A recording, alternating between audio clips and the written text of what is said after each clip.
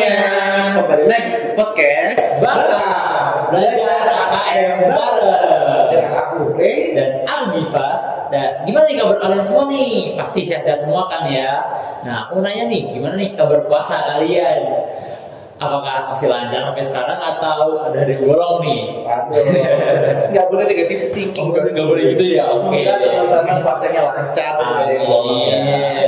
Nah, jadi ini kita kan ngebahas podcast nih ya. Kita mau bahas apa nih, Ray? Nah, jadi hari ini kita bakal belajar AKM bareng tentang investasi ekuitas gift. Wah, menarik banget nih didengar materinya. Yaudah yuk. Jadi sebelum kita masuk, siapin dulu catatan kalian dan kita bakal belajar bareng-bareng. Ayo, lanjut. Oke, jadi Gift, kamu udah tahu nggak sih apa sih investasi ekuitas itu? Wah, itu pasti materinya berhubungan sama investasi gak sih? Ya pasti dong. Oh, pasti ya. Jadi, aku baru jelasin nih.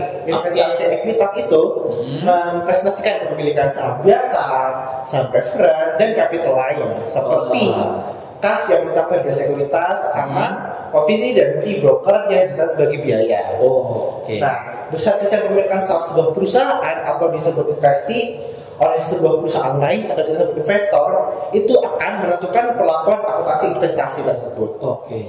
Nah, jadi kayak yang ada bagi kita nih ada tabel tentang tingkat pengaruh yang menentukan metode akuntansi. Oke. Jadi akan ada 3 metode akuntansi. Yang pertama itu metode nilai wajar, metode ekuitas, sama konsolidasi. Nah, untuk yang nilai wajar ini dari 0% sampai 20% jarak kepemilikan saham tersebut, investasi tersebut. Kemudian untuk metode ekuitas itu dari 20 sampai 50%. Dan yang konsolidasi itu ke atas, di atas 50% gitu. Nah, terus gimana sih kira-kira akuntansi dan laporan untuk investasi ekuitas berdasarkan kategorinya? Nah, jadi kan ada 2 nih, Gif. 3, sorry. Oh, 3 ya, oke. 3 yang kurang dari 20%, 20-50%, dan di atas 50%. Nah, yang 20% ini ada 2 lagi, yang trading sama non-trading. Wah, banyak banget tuh. Itu diakuinya tetap pakai metode nilai wajar. Bedanya, trading ini didefinisi di net income, sedangkan yang non-trading di OC. Itu sedangkan untuk yang 20% sampai 50% dan yang di atas 50% itu unrealized loading gains or losses-nya nggak diakui gitu. Mungkin Giva lanjut nih jelasin tentang yang nilai wajar sama metode ekuitas. Wah, boleh nih. Jadi ini kita bakal lanjut ya ke investasi ekuitas pada nilai wajar. Jadi, nih berdasarkan IFRS, investasi ekuitas itu dapat dianggap sebagai trading, held for trading. Nah, dan juga itu berdasarkan IFRS juga itu membolehkan perusahaan untuk mengklasifikasi sebagai investasi ekuitas sebagai non trading. Oh gitu. Nah, kan ada 2 nih yang trading sama non trading. Kira-kira aturan akuntansi dan laporannya kayak gimana, Gif? Oke, jadi kalau yang untuk trading itu aturan akuntansi dan laporan itu investasi dinilai sebesar nilai wajar dan mencatat laba dan rugi yang belum direalisasi dalam laba bersih. Nah, untuk non-trading sendiri itu investasi dinilai sebesar nilai wajar juga dan mencatat laba dan rugi yang belum direalisasi dalam OCI atau dalam comprehensive income. Jadi perbedaannya yang untuk trading non-trading itu, ya kalau untuk non-trading yang belum direalisasi itu dicatat dalam order comprehensive income. Nah, ini selanjutnya kita bakal membahas equity investment atau disebut OCI ini. Jadi, jurnal untuk mencatat non-trading equity investment sama dengan jurnal untuk trading equity investment, kecuali untuk pencatatan laba atau rugi kepemilikan yang belum direalisasi. Oh gitu. Kan kamu udah bilang yang kecuali, berarti kan berbeda nih. Kira-kira buat yang pencatatan laba atau rugi kepemilikan yang belum direalisasi ini, berarti maksudnya kemana?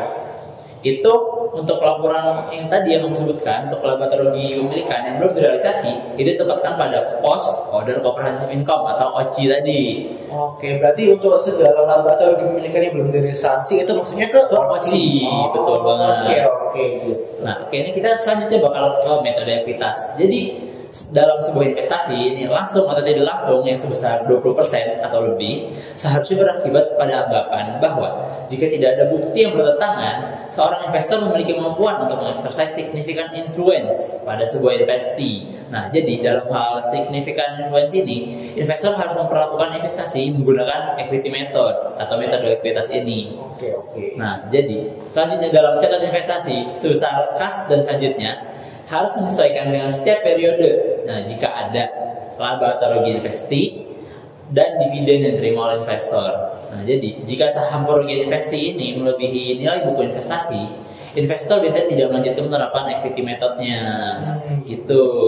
Nah, ini kan selanjutnya ada konsolidasi nih. Ini bakal dilanjutin sama Ray lagi deh, boleh. Boleh tuh ya? Iya, boleh. Konsolidasi atau public interest itu terjadi ketika sebuah perusahaan memperoleh hak suara lebih dari 50% dalam perusahaan lain. Gede banget tuh. Jadi ada beberapa istilahnya. Yang pertama, investor itu disebut dengan perusahaan induk atau parent. Wah, orang tua. Lanjut. Dan investasi itu disebut dengan perusahaan anak atau subsidiari. Nah, investasi dalam subsidiari atau perusahaan anak ini dilaporkan pada bukan parentnya atau perusahaan induknya sebagai long term investment. Oh, jangka panjang.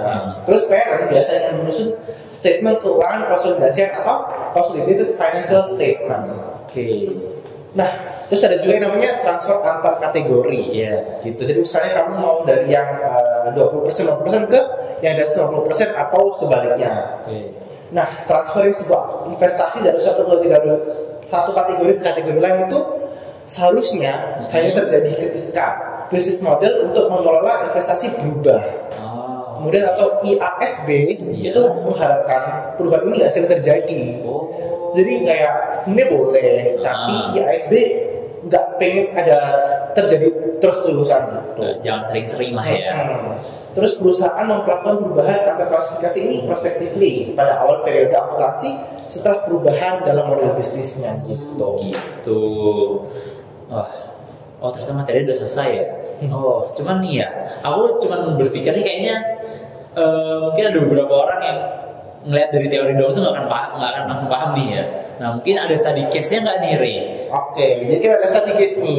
Ada study case. Jadi teman-teman bisa siapin catatannya, kita kerja bareng, kita belajar bareng, kita bahas bareng. Betul. Oke, jadi kayak aku izin baca ini ya. Boleh, silakan Ray. Dari exercise 17-12. Jadi Bayer Corporation ini menerbitkan investasi ekuitas sebesar $73.000. Wah, gede banget tuh. Dan diklasifikasikan sebagai yang non trading. Non trading. Nah, terus di akhir tahun atau Desember 2021, nilai wajar dari investasi tersebut menjadi $67.000. Wow, berkurang ya. Jadi instruksinya teman-teman diminta untuk menyiapkan jurnal penyesuaian yang sesuai dengan pelaporan investasi tersebut. Gitu. Nah mungkin buat teman-teman ya yang mau mengerjakan ini, sebelumnya jadi kan kita bakal ngasih jawabannya langsung nih. Jadi sebelum kita langsung ke jawabannya, mungkin teman-teman yang nggak mau tahu jawabannya bisa nge-post dulu videonya. Jadi ya mungkin kita bisa langsung bahas aja jawabannya. Boleh Ray? Oke, kalau gitu kalau udah teman-teman udah nemu jawabannya kita bahas bareng-bareng. Betul. Jadi keuntungan dan kerugian realisasi dari penyelenggaraan investasi ekuitas dicatat dalam akun laba atau rugi yang belum direalisasi seperti yang tadi kita jelasin dalam OCI berarti. Nah itu dilakukan sebagai pendapatan komprehensif lain dan sebagai komponen terpisah dari ekuitas sampai direalisasi. Nah oleh karena itu ayat penyesuaiannya harus dibuat pada akhir tahun. Itu debitnya adalah unrealized holding gain or loss equity sebesar 6.000 dan kreditnya securities fair value adjustment sebesar 6.000. Itu 6.000 itu dapat dari mana tuh? Nah, menurut Giva, 6.000 nya sendiri dapat dari mana? Wah, kalau menurut aku ya itu kayaknya dari pengurangan tadi gak sih? Nah, benar banget tuh Giv. Jadi 6.000 ini dapat dari $73.000 dikurangi $67.000 sehingga ketemunya $6.000 pada akhir tahun. Kan kita menyesuaikan gitu. Nah, laba atau rugi yang belum direalisasi ini dilaporkan sebagai pendapatan komprehensif lain dan sebagai bisa terbatas dan tidak termasuk dalam laba bersih. Akun penyesuaian laba wajar efek merupakan akun penilaian pada akun investasi terkait gitu Gif. Begitu. Wah, aku sih paham banget sih kayaknya dari penjelasan kamu tadi tuh bagus banget sih. Aku jadi langsung paham dari OCI itu langsung ke soal itu kayak wah langsung kebayang. Jadi gimana teman-teman? Jawabannya bener nggak nih setelah kita belajar bareng? Semoga benar semua ya, benar jawabannya ya. Tadi kita kan udah sampai soal tuh ya. Itu kalau lihat kayaknya kita udah sampai ujung acara nggak sih itu? Kalau sampai soal cepet banget, ternyata asik banget ya belajarin tentang investasi ekuitas ini. Wah, jadi gimana ya? Gimana nih tentang investasi ekuitas yang habis kita bahas bareng-bareng hari ini? Menurutku ya, tadi itu sangat informatif banget tadi. Serius ini, sangat informatif banget. Dan wawasan aku tuh kayak langsung bagus banget terkait investasi ekuitas ini nih. Langsung bertambah gitu. Keren banget sih, Aku sih jadi ikut seneng kalau misalnya apa yang aku sampaikan sama Giva sampaikan ini ternyata bermanfaat buat kita juga dan juga buat teman-teman juga. Teman-teman juga bisa dapat apa yang kita bahas hari ini. Amin. Nah, mungkin apa ya? Untuk selanjutnya nih ya teman-teman ya, jangan lupa untuk selalu pantengin podcast kita karena nanti itu kita bakal balik lagi nih dengan beberapa materi-materi terkait akuntansi yang lebih menarik juga nih untuk teman-teman yang gak kalah seru sama yang tadi. Benar. Nah, mungkin apa ya? Mungkin sekian deh dari kita. Mungkin ada tambahan lagi dari Ray? Jadi aku juga udah nggak ada. Sebagai penutup video kali ini, sekian dari kita. Bakar, belajar, podcast bakar, belajar, ulang. Sekian dari kita, podcast bakar, belajar KKM bareng. See you next time, bye.